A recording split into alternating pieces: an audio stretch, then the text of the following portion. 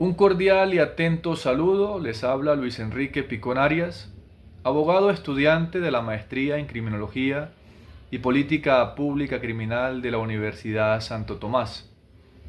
En este video, correspondiente al desarrollo temático del curso en Teorías y Modelos Criminológicos, abordaremos el análisis de las propuestas teóricas de la criminología contemporánea.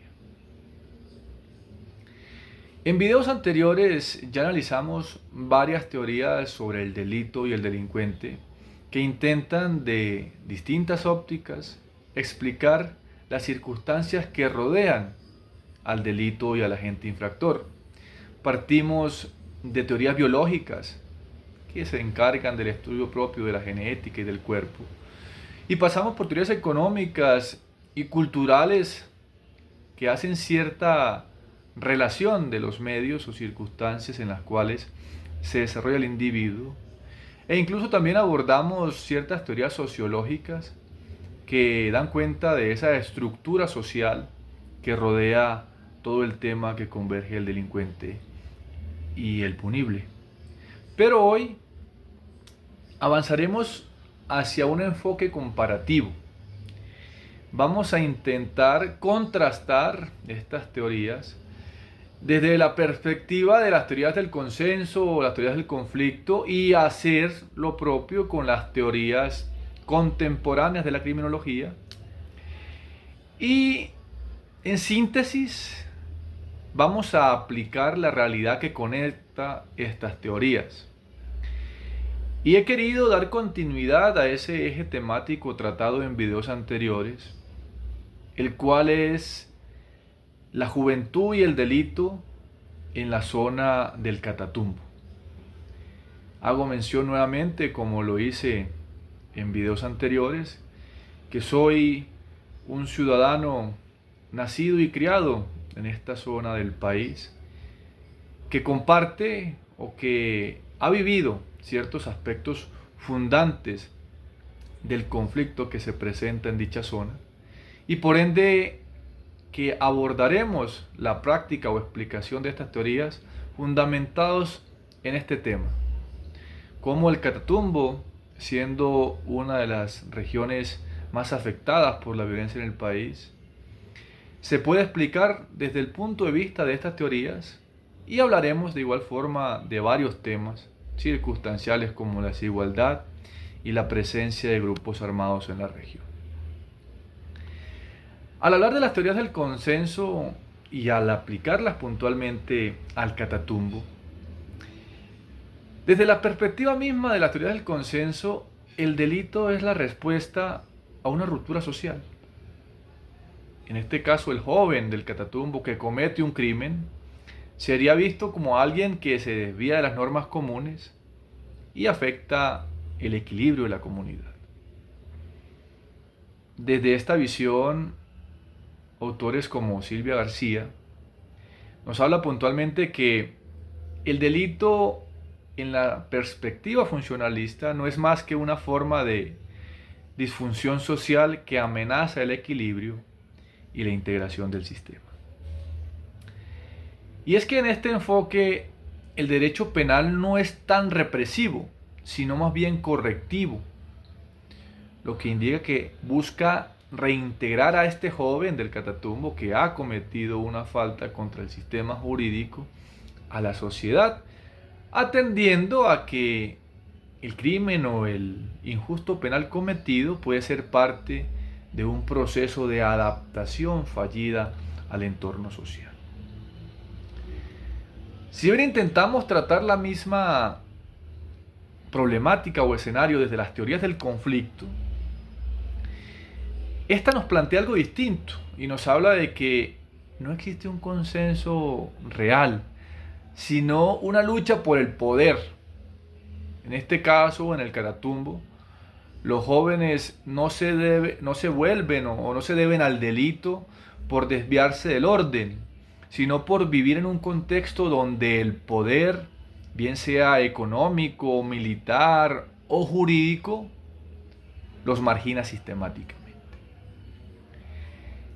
A la par de esta concepción, Alessandro Barata afirma que El derecho penal es un instrumento de poder selectivo que criminaliza a los sectores más débiles y protege a las clases dominantes. Desde esta mirada de Alessandro Barata, los jóvenes del Catatumbo no son simples individuos desviados, sino sujetos atrapados en estructuras de dominación que los empujan a ciertos comportamientos delincuenciales.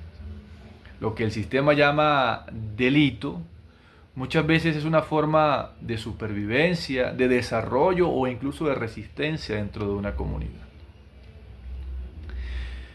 Pero ahora bien, al momento de hablar de las teorías contemporáneas que componen este video, hay que aclamar la obra de muchos autores como Foucault, como Bourdieu, como Luhmann, que han llevado este análisis contemporáneo más allá de la ley y más allá de incluso de temas como la economía. Foucault en su obra Vigilar y castigar analiza cómo el poder no solo castiga, sino que moldea individuos y conductas. Y es muy detallado su análisis en la expresión de que el cuerpo está directamente inmerso en un campo político. Las relaciones de poder lo invisten, lo marcan, lo entrenan. En el Catatumbo, la juventud no solamente es vigilada o castigada, sino que es entrenada desde niño, desde su primera infancia, a una lógica de obediencia que se complementa con la violencia y con el control armado de grupos ilícitos. De otra parte, Bourdieu nos habla del hábitus y la violencia simbólica. Nos habla que el hábitus es historia hecha cuerpo. Y dice que el significado de esto es que los jóvenes reproducen prácticas que han incorporado de su entorno social cuando delinquen. Entonces, no siempre el joven elige libremente, sino que son la respuesta a un capital social, cultural, económico y simbólico que los limita. Luhmann complementa este tipo de teorías y desde su fundamento de teoría de sistemas nos plantea que el derecho no necesita valores comunes para operar. Lo que hace es autovalidar sus decisiones. Así, un juez en el Catatumbo, bien sea Ocaña, el Carmen, Tibú, puede condenar a un joven sin entender su contexto social, porque el sistema jurídico no dialoga con otros sistemas como la educación o la comunidad. Luhmann habla de esta teoría y comparte cómo muchas veces el sistema jurídico se desentiende de otros factores que circunstancialmente dan tanto aporte y claridad al entendimiento del delito y del delincuente. Hablaremos puntualmente entonces de las convergencias, diferencias y críticas que suscitan de estas teorías. Y lo primero que entramos a determinar es que las teorías del consenso buscan reintegrar al joven del Catatumbo. Las teorías del conflicto denuncian la criminalización de estos jóvenes como instrumentos de una pobreza sistemática. Y las teorías contemporáneas del delito cuestionan cómo el poder, la cultura y los mismos sistemas sociales producen al delincuente. Según Silvia y Gómez, la criminología crítica contemporánea debe dialogar con otros saberes y reconocer su propia contingencia teórica.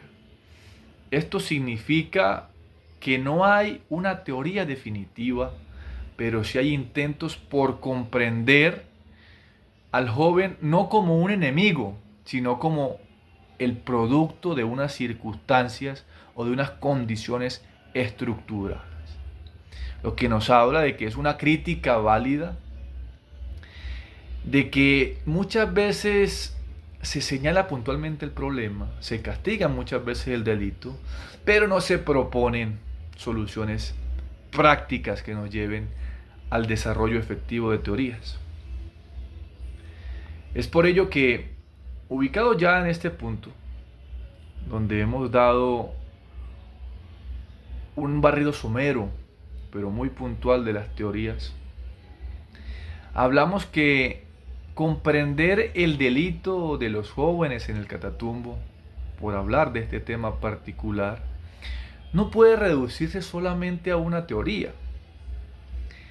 El desafío es combinar teorías, es combinar herramientas.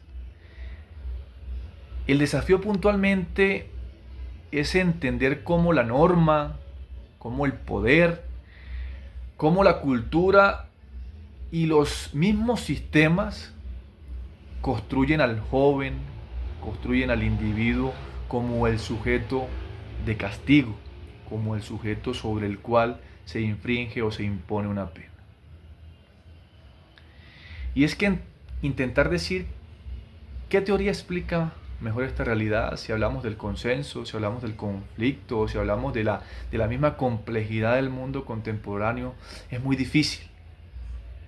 Por lo cual, lo más acertado al punto es estudiar al delito, al delincuente, desde la óptica integral de estas teorías y entender no solamente la justificación de la pena, sino que hacer una valoración más holística y extensa del por qué y para qué de la función de estas instituciones jurídicas. Muchas gracias.